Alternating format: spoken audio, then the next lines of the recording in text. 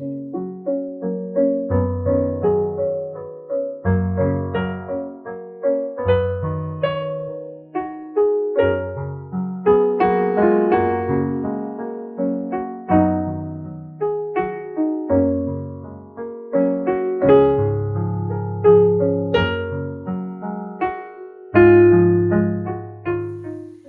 morning.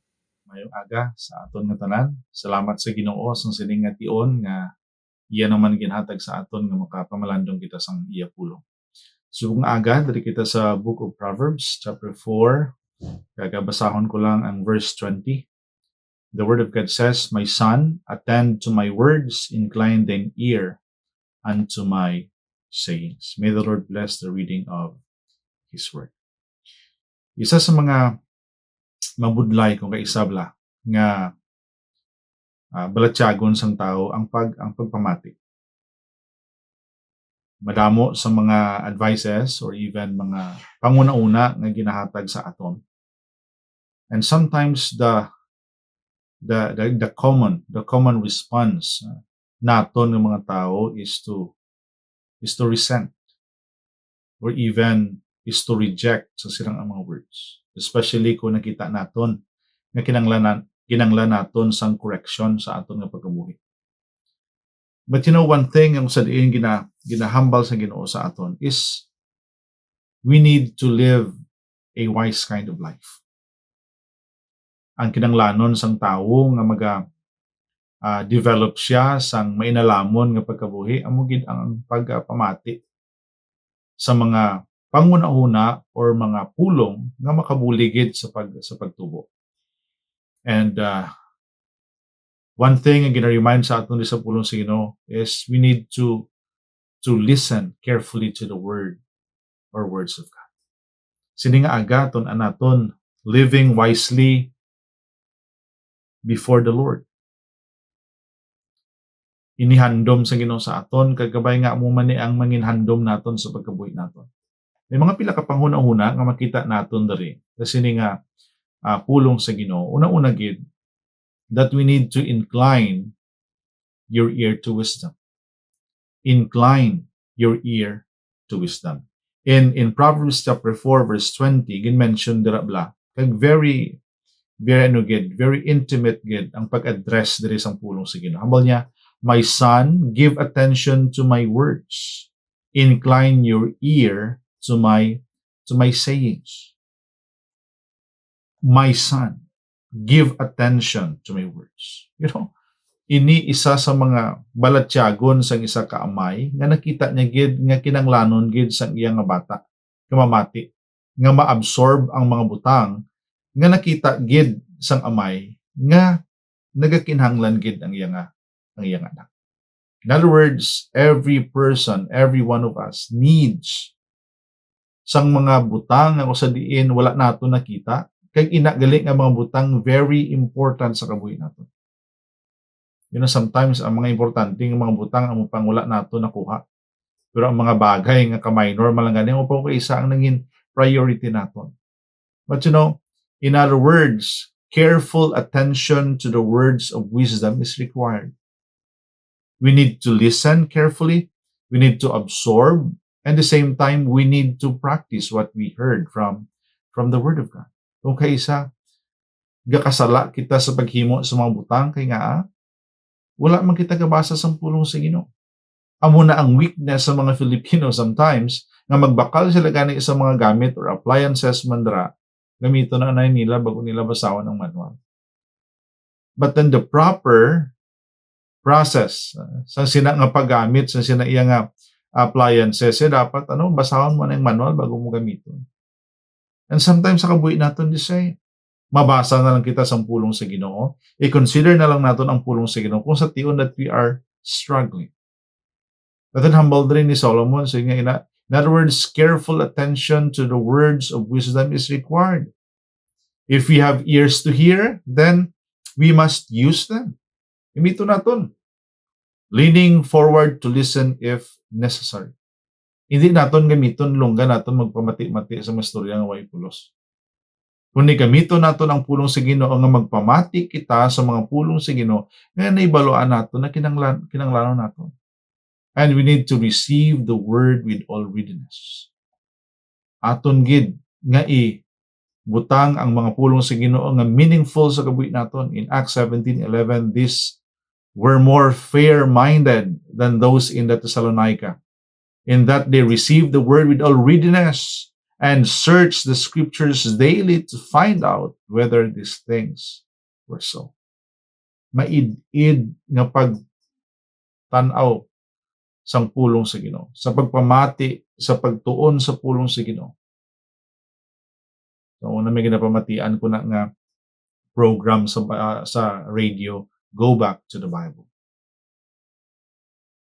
You know, if mag-abot sa kabuhi naton, nga hindi na kita kabalo kung ano himuon naton, ang unang ginaton himuon, go back to the Bible.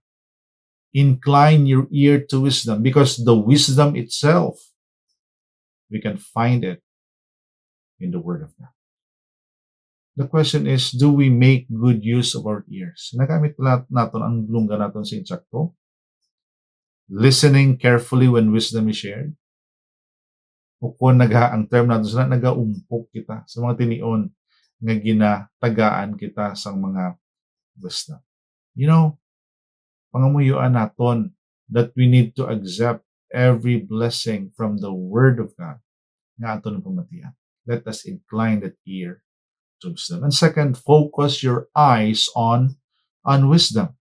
In Proverbs chapter 4 verse 21, abal niya dra, do not let them depart from your eyes, keep them in the midst of your heart.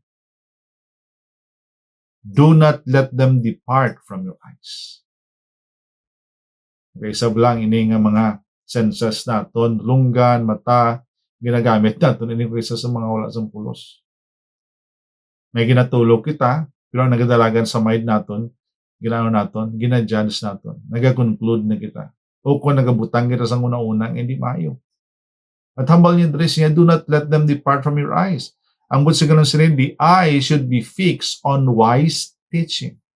Eh sino ka matulok sa mga tao nga pariyo mo, nga nagakasala man, nga limited man, o kung ano hambal sa Bible, looking unto Jesus, the author and the finisher of our faith. Dito ka tulok sa Diyos. Hindi ka magtulok sa mga bagay nga sa madulunton. Hindi ka magtulok sa mga bagay nga sa diin maguba. Hindi ka magtulok sa mga tao nga pariyo mo man. Especially kung naga-lead sa imo sa mga butang nga wala sang kabilingan, wala sang pulos. Dapat tulukon naton. Kung magtulok magina sa tao, tulukon naton ang tao nga matutong nga nag-alagad sa Ginoo. Nagapagamit sa Ginoo, nagasunod sa Ginoo, nagatubo sa Ginoo. That is fixing our eyes, and most especially fixing our eyes only in Jesus. We have to look carefully sang mga pulong sa Ginoo, sang pagtudlo ng insakto. You know, this implies careful reading of that which imparts wisdom. Basahon nato ang mga butang sa una, enjoy kita basa comics, enjoy kita basa pocketbooks, bro. Wala, ginahimo lang na sang tao para lang malingaw ikaw. Pero ang pulong sa Ginoo is very special in us because in every aspect, in every corner of our lives, it is very applicable. You know, as Paul charged Timothy, hambal niya, give attention to reading. In 1 Timothy chapter 4 verse 13, till I come, give attention to reading, to exhortation, to doctrine. Adlaw na nagani, naga-obdanay sila, bayluhanay sila sa panguna-una. Pero ang encouragement gyapon nga magbasa sa pulong sa Ginoo, ara gyapon. Nga magpadayon sa pagtuon sa pulong sa Ginoo, ara gyapon. Anong ginatun-an mo sa sinimati niyo? Anong ginabisihan mo when it comes sa mga libro? Is it the Word of God? Or kung ano pa na ang mga butang? Just give attention to reading the Word of God. The question is, do we make good use of our eyes? Magina, nagamit pala natin atong dulungan, subungi aton mata. Reading things that help make us wise. You know, pagbasa, Gaalam kita gani, kilala ta si Jose Rizal, kilala ta ang mga tao, mga biography sa tao, ginabasa naton, how much more Panginoon. Kapag pangaton pangamuyo, Lord, I want to know you more. Deep within my soul, I want to know you. And thirdly, apply your heart to wisdom. This is the very crucial thing nga sa rin himuo naton, nabatian naton, nakita naton, kag subong naton, himuo na naton. That is in Proverbs chapter 4 verse 21. Do not let them depart from your eyes, keep them in the midst of your heart. The word keep is not only to put into a place na kung sa din hindi na matandog kung hindi maguba. But then to put in our hearts in order nga ara sa atong pusoon, ginano siya ma-process siya kag mangin bahin sang aton nga system sa pagkabuhi sa Ginoo. Keep them in the midst of your heart. The heart in the Bible often refers to the mind or affections of a person. Sa una daw, hindi ka baton. Sa ginbutang mo na siya dala, gintagaan mo siya sa place, nangin ano na siya, nangin basis na siya sa imo nga pagkabuhi. This implies meditation upon those things we have heard or read. Si Apostle Paul nag-exhort sa mga Philippians. Meditate on these things. Meditate. That's why in Philippians chapter 4 verse 8, finally, brethren, ambal niya dara, whatsoever things are true, whatsoever things are noble. So gin-isa-isa niya gid ang ining mga butang. Whatever things are just, whatever things are pure, whatever things are lovely, whatever things are of good report, if there is any virtue, if there is anything praiseworthy. Ano ginhambal niya sa last na part? Meditate on these things. Maybe some of us memorize sang sining scripture. But the question is, aton bala inigin meditate sa aton mga tagipuso? You know, maghambal ka nga meditation, gindigest mo ni. Nag-promise ikaw sa Ginoo nga himuon mo kung anong imo nga nabasahan. Sundon mo ang pulong sa Ginoo. And then to sum up sa sining mga butang bala, makita natin the benefits. Anong benepisyo niya sinisato?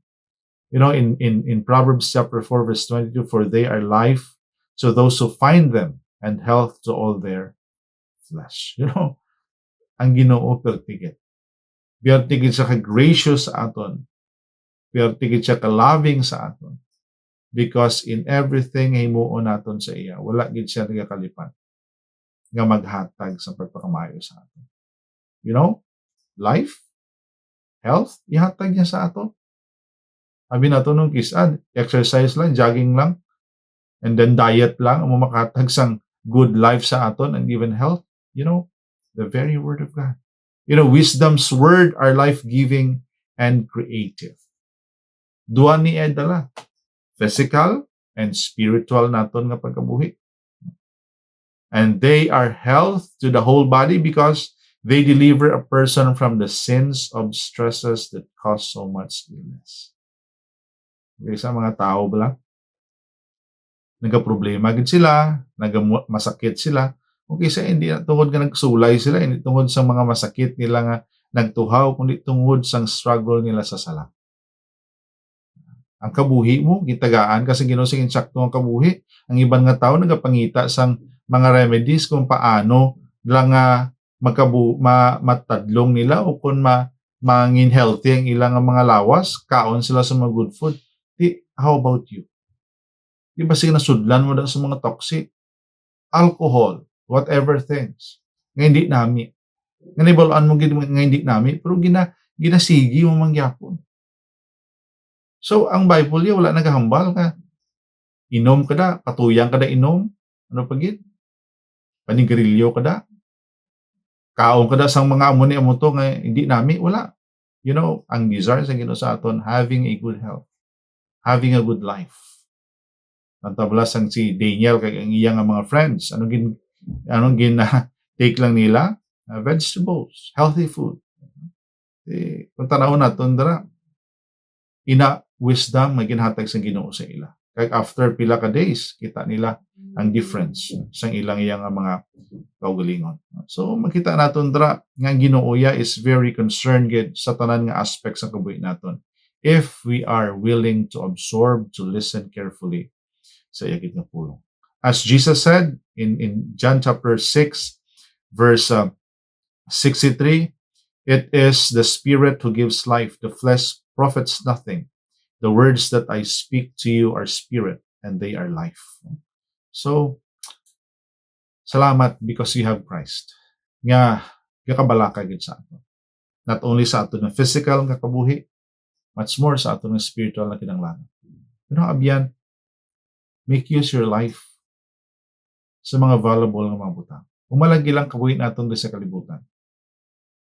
In every single minute, second sa kabuhi naton, single day, aton nga prayer nga magamit gid kagamiton gid sa Ginoo sa iyang nga buhaton. We need to be wise. Maybe ambal ka, hindi ko muna kakaalam pastor kay iti bisan nga sa klase sa una daw ga lingin ulo ko sa mga subjects, Ato nga mga tinion, mga personal nato mga experiences when it comes to academics. But then, ang Ginoo kadamo sang pwede niya nga mahimo. Everything pwede niya mahimo sa atin. Kag He is very much willing to do everything for us. In order nga maging wise na kita. Ang tao gali gusto niya maging wise pagkabuhi niya. Hindi niya kinanglan sa kung ano pang mga bagay dara. Kinanglanon niya lang gid si Jesus. Kinanglanon niya lang gid ang iyang acceptance sang iyang limitations and weaknesses. Kinanglanon niya gid ang insakto nga pagkabuhi sa Ginoo. Pagpamati sa pulong sa Ginoo. Sa pagsunod sa pulong sa Ginoo. Padayon nga magpaidalom sa kubuton sa Ginoo. Padayon nga palapit sa Ginoo sa tanan nga tiyon. Kabay pa abyan sa sini nga mga pangunauna aton inihimuon not because we want to establish something sa aton puling, but we want to make our lives profitable, fruitful as we continue to obey God, as we continue to follow Him, as we continue to submit to His will, and to make our lives as a channel of blessing to others. Let us pray. Father, we thank you for your word. We thank you, Lord, for giving us another chance to realize or even, Lord, to refresh our minds, even our hearts, to every blessings that you are trying to give in every one of us, Lord. Okay, sa aya, gina-reject namon ini tungod sa amon sinfulness. But Lord, salamat na gina-remind mo kami, Ginoo. Lord, our prayer that always may you give us that mind, willing to submit, willing to follow you. Kabay pa, Ginoo, nga gamito namon ining amon kabuhi sa imo gid buhaton. Lord, help us to live a wise kind of life. Kag naibalaan namon, Ginoo, having that wise kind of life, kinanglan gid namon, Ginoo, ikaw. Kinanglan ka gid namon. Kag ikaw lang gid. Kabay pa, tagatagsa sa amon, Ginoo, ikaw ang amon palapitan, ikaw ang amon nga sundon. Dira kami depende sa imo. Dira kami, Ginoo, sunod sa imo. Nakumit naman ang tanan, Lord, with thanksgiving in Jesus' name we pray. Amen.